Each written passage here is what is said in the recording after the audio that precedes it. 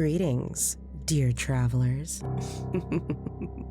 And welcome back to another episode of the Morbid Forest Spotlight series. On today's episode, we are happy to introduce you to our neighbors, Observable Radio. Observable Radio is a found footage anthology podcast of retro sci-fi and analog horror. Late at night, from an isolated satellite communication installation, an unnamed observer secretly broadcasts a bizarre transmission to a nearby facility. In the wake of a global communication disruption following a near miss with a comet, he has begun to detect mysterious signals from other worlds. With no one but an isolated colleague that he can trust, he shares a series of seemingly impossible signals, unsure of what to do next. If you love strange cosmic-style shenanigans, then you'll love this show. And without further ado, the Morbid Forest is proud to present Observable Radio. This program is intended for mature audiences only.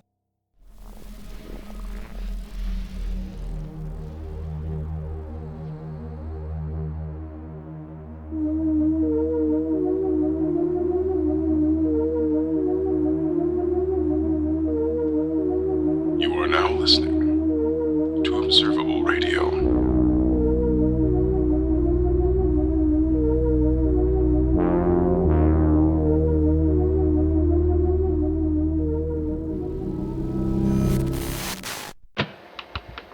Okay. If you're listening to this without permission, please stop. This is not for you. Trapper, let's start with fundamentals. The signals are authentic. They exist. The question is, are they what they appear to be?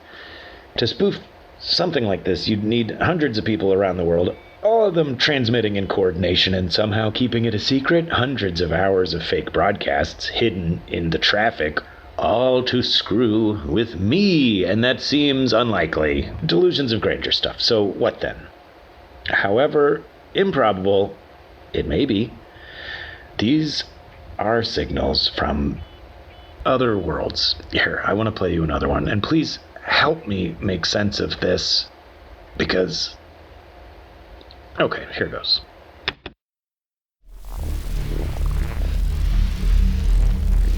Proceedings are set to begin now that the suspect is in custody following a lengthy investigation. The great beast of the forest is mine, and the cattle upon 1,000 hills, and the wild beast of the field are mine. You too can enjoy the rich taste of home, just like it used to be back when Dad was at the grill. Now, Mr. Clay here stands accused of the crimes of sabotage and conspiracy. That sabotage damaged vital agricultural installations, resulting in significant material losses, for which the prosecution is seeking special penalties under Section 2156. Defense, how does your client plead? My client pleads not guilty, Your Honor. Understood. Both parties please meet and confer to set a trial date and follow up with my clerk. That will be all for today. Court adjourned. Bailiff, you may take the prisoner. An innocent plea means that the trial of Joseph Clay will proceed as expected.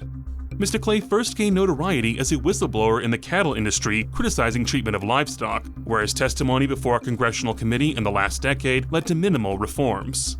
The prosecution alleges that following his failure to change the industry, he engaged in industrial sabotage that ultimately resulted in the death of over 100,000 head of cattle at the Harris Ranch feeding facility in Selma, California.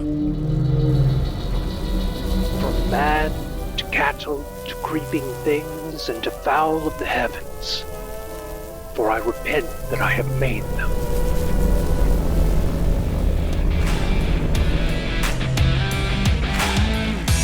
Now, I know it's not the most exciting prediction to get correct, but for a 17th straight month, cattle futures are up. What is exciting is by how much, an all-time high of $252. I mean, we knew that was coming, but that's still incredible. Ring the bell for the ranchers out there. Thank you. It's been over 3 decades since the barnyard flu devastated poultry and pork populations worldwide, leading to widespread food shortages. In a turnaround many people thought was impossible, the cattle industry was able to expand rapidly to address the food supply issues. Yeah, thanks almost entirely to the relaxation of cattle regulations and the repeal of the 31st Amendment. Only an unfettered and unregulated cattle industry would have been able to keep food on our tables, and that is exactly what happened. I think you all know how we feel about government overreach and overregulation. Oh, I think we've made that very clear. A reminder that this program is sponsored in part by the American cattle farmers. But even if that wasn't the case, we'd still be singing their praises. These sorts of facilities are now considered part of the national defense apparatus, so a charge of sabotage could come with significant increases in penalties. Hey, hello. Yeah, Franklin, it's Tom. Yeah? Tom Nixon? Over on the other side of 50. The almond orchard. Oh, how are you then? Fine, all told. Listen, some of your herd got loose overnight? Yeah, they busted through the fence. Not sure how many are still out. Yeah.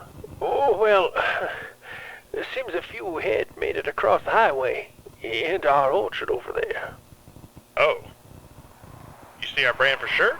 Well, not clearly. I mean, they're real scared and angry, you know.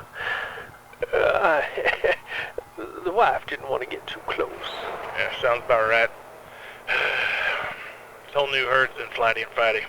Gonna end up costing me more than I paid come slaughter. I'll send the boys with prides and collars over to pick them up. Thanks for calling. Yeah, anytime, Franklin. Oh, and give my apologies to the missus. Mm-hmm. Oh, yeah, you have a good one.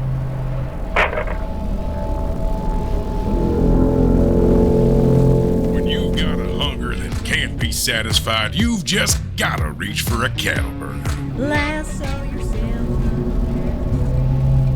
There could be no justice without a full accounting of the facts. Without the unvarnished truth, a guilty verdict would be a mockery of our legal system.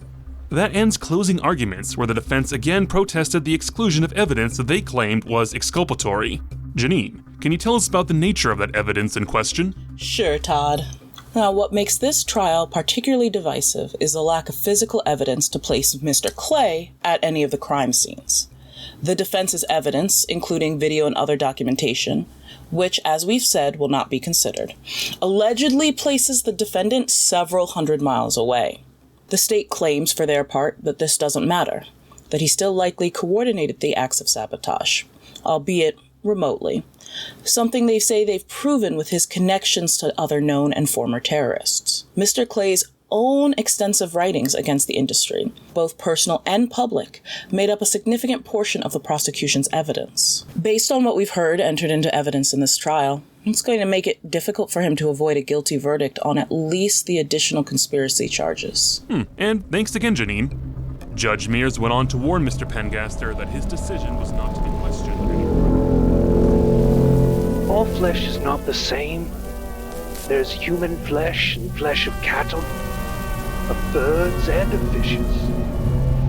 Well, to be honest, I think that is a really narrow way of looking at it that borders on bad faith. I know you're just asking the common question, but inherent in your word choice is a rhetorical trap.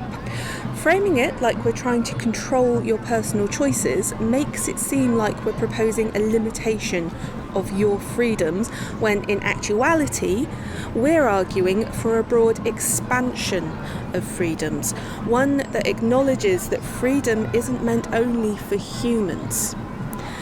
There is no longer the necessity that drives the consumption, and we believe there is no better time to re-examine our relationship with the entire system. But if you extend that line beyond humans, then where does it stop? Does every living thing deserve autonomy and total protection? Where do you draw the line? This is a slippery slope argument, and I'm not going to engage. We're talking about cattle, not a purely hypothetical... Get fucked, Timmy! Charming. I have to say, it doesn't seem like your message is resonating with people yet. meantime, get a half-pound cattle burger with a side of our famous waffle fries and a large bicarbonate for only $11.99, plus tax. Lasso yourself up a cattle burger.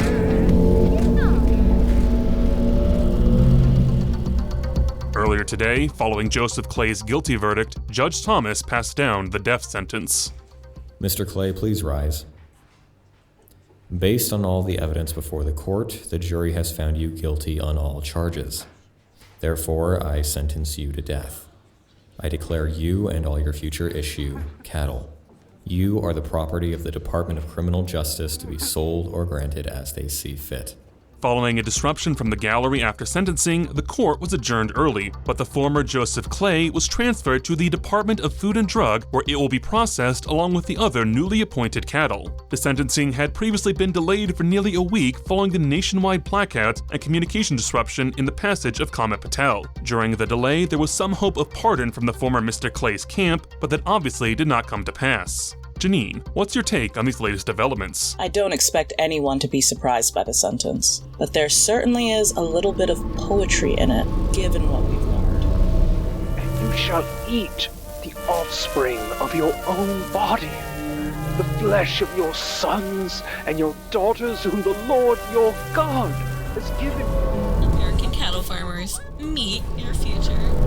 Frankly, until you know someone who has been across that line, how can you hope to understand? With its name now officially struck from federal records, the prisoner will be devoiced and hobbled before it is sold at the next state cattle auction to local and humane ranches. You understand. The Lord sees you and forgives you.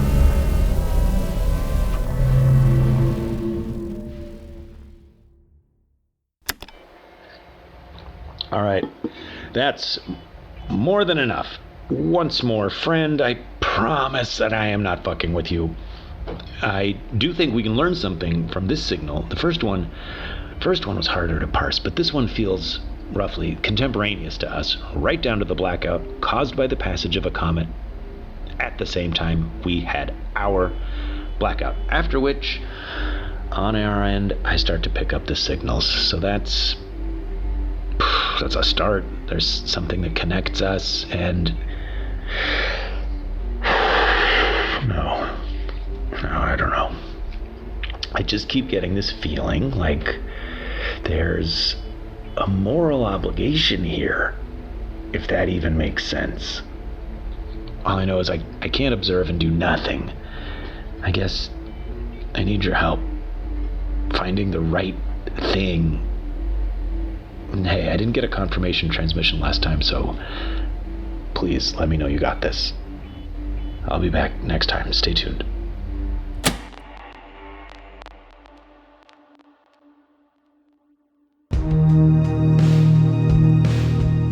You have been listening to Observable Radio.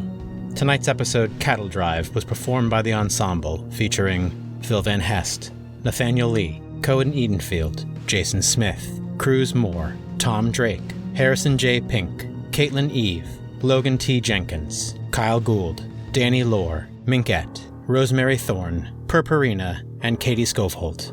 Written and edited by Cameron Suey. Produced by Cameron Suey and Phil Van Hest. Our psychology consultant is Dr. Elisa Leal. Art by Corinne Fletcher. Our theme music is The Backrooms, performed by Mew. Additional music from this episode provided by Tim Kulig, Sasha End, Taiga Sound Production, Winnie the Moog, and Kendall's First Regiment Band. Special thanks to Alastair Stewart. If you've enjoyed this show, help other people discover it by giving us a review on Apple Podcasts or the podcast feed of your choice. It really does help. Observable Radio is listener supported. If you would like to contribute towards our production costs and payment for our voice actors, you can do so at patreon.com/observableradio or coffee.com, that's ko-fi.com/observableradio. Find us online at observableradio.com. Thank you for listening, and stay tuned.